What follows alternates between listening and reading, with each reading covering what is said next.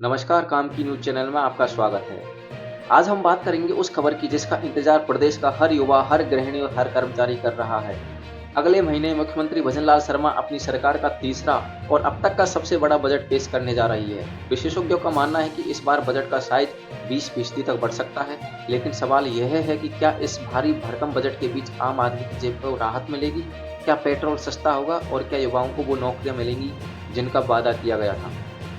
सबसे पहले बात युवाओं की करते हैं। बेरोजगारों के लिए यह बजट किसी उत्सव से कम नहीं होने वाला है। सूत्रों के मुताबिक सरकार इस बजट में 1.5 लाख सरकारी नौकरियों की घोषणा कर सकती है।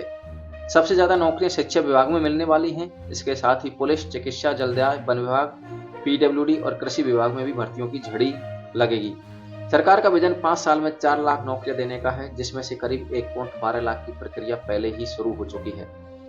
अब बात करेंगे महंगाई की। महंगाई की मार झेल रही जनता के लिए एक बड़ी राहत की खबर आ रही है। राजस्थान, जो कभी देश में सबसे ज्यादा पेट्रोल कीमत के लिए जाना जाता था, अब वहां कीमतें कम होने की प्रबल संभावना है। सूत्रों की माने तो सरकार बजट में 2 से 4 रुपए प्रति लीटर तक पेट्रोल की कीमतें घटा सकती है। महिलाओं के लिए भी इस बजट में खास तोहफा है। लखपति दीदी योजना, जिसने प्रदेश की लाखों महिलाओं की जिंदगी बदली है, उसका दायरा अब और बढ़ने वाला है। सरकार इस योजना का लाभ उठाने वाली महिलाओं की संख्या 15 लाख से बढ़ाकर 25 लाख करने जा रही है और स्वयं सहायता समूह से जुड़ी इन महिलाओं को 1-1 लाख रुपए का लोन देकर उन्हें छोटा उद्योग शुरू करने के लिए प्रोत्साहित किया जा रहा है। लेकिन कुछ कड़े फैसले भी लिए जा सकते हैं, खासकर फ्री बिजली योजनाओं को लेकर। सरकार की नीति में बदलाव दिख रहा है।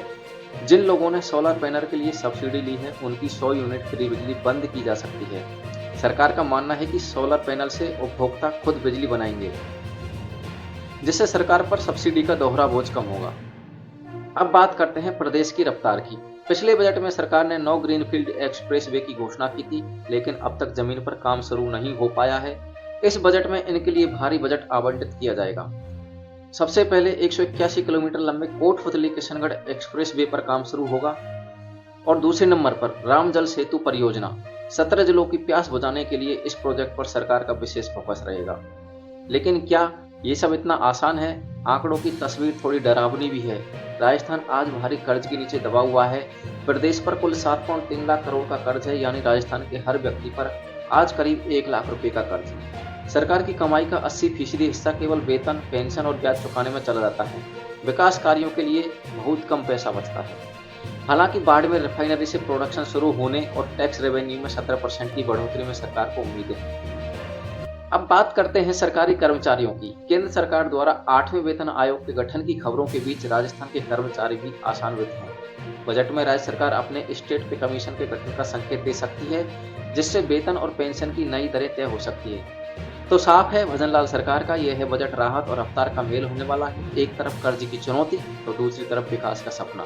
अब देखना होगा कि जब बजट का पिटारा खुलेगा तो आम आदमी की झोली में वास्तव में क्या आता है। आज के विशेष बुलेटिन में बस इतना ही। खबरों का सिलसिला जारी रहेगा, बने रहिए हमारे साथ।